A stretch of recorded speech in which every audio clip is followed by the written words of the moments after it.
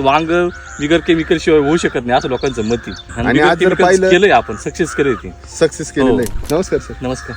आता आपण हा तुमचा वांग्याचा प्लॉट पाहतोय बरोबर आहे. ते 60 दिवसाचा प्लॉट झालेला हो आहे. 60 दिवसाचा. आणि आतापर्यंत किती कॅरेट गेलेले आपण? 40-45 कॅरेट गेले असतील. पूर्ण एससीटी वैदिक वर पूर्ण एसीटी 100% सुरुवातीपासून एसीटी वैदिक तर आतापर्यंत एसीटी वैदिक 1 ग्रॅम लिक्विड नाही का काहीच केमिकल नाही काहीच नाही. आपण 1% पण नाही. काहीच सोडेल नाही याला. आज जर पाहिलं 38-40 डिग्री टेम्परेचर बरोबर. आजूबाजूला प्लॉट पाहिलाय एकदम आपण म्हणतो काळुखीमध्ये. काळुखी सुकत नाही अजिबात नाही. काहीच सुकवा नाही. जळ नाही मर नाही काहीच नाही. जर शेंड्याला जर बघितलं तर फुलकळी चालू आहे. जागीची आहे ना.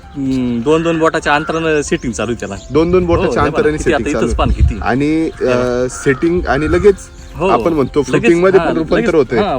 डायरेक्ट फळात रूपांतर होतंय बरोबर आहे. आज आपण पिंपळगाव नाशिक जिल्ह्यामध्ये होतो.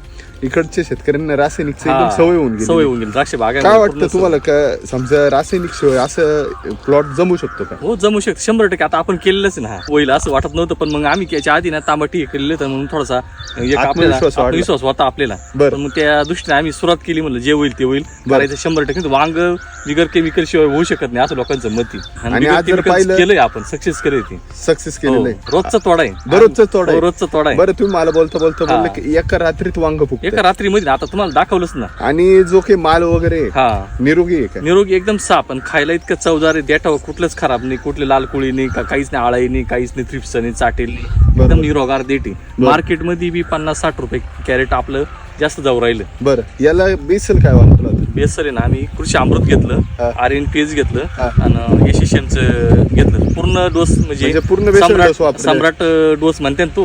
सरामसर म्हणते पूर्ण सम्राट डोसच वापरायचं तर पूर्ण वापरायचं. त्याच्यानंतर फक्त आम्ही मायक्रोरायझाची ड्रेसिंग केली. मायक्रो चार्जर आणि सॉइल चार्जर भिजून एक रात्रभर 24 तास आणि त्याची दुसरीची ड्रेसिंग केली लागवड.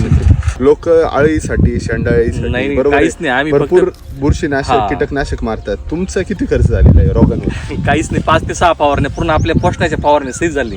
तर इतर शेतकऱ्यांनी वापरलं पाहिजे. 100% वापरलं पाहिजे. 100% बाकीचे ना रासायनिक पूर्ण बंद केलं पाहिजे. जमीन सुधारते आपल्याला त्रास नाही ना. एका डोस मध्ये एवढं म्हणजे आश्चर्य आहे ना.